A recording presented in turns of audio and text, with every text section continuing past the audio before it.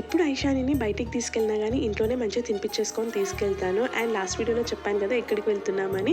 మేము కరీంనగర్లో కొత్తగా ఓపెన్ అయిన మల్టీపర్పస్ పార్క్ వచ్చామన్నమాట.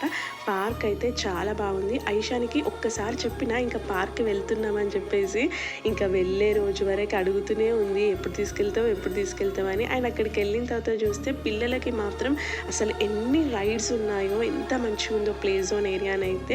పేరెంట్స్ అలా మంచిగా వెళ్ళేసి కాసేపు పిల్లల్ని ఆడుకోమని వదిలేస్తే మాత్రం ఫుల్గా ఆడుకుంటారు.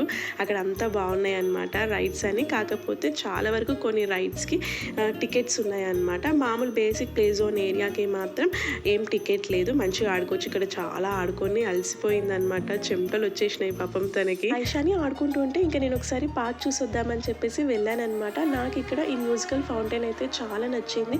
కంప్లీట్ పార్క్కి ఇదైతే ఒక స్పెషల్ అట్రాక్షన్ అనిపించింది అనమాట. అండ్ ఇక్కడ వస్తున్న సాంగ్స్కి ఐషాని ఫుల్గా డ్యాన్స్ చేస్తుంది. ఆల్మోస్ట్ ఒక 2 to 3 hours ఉన్నాము, చాలా అలసిపోయింది.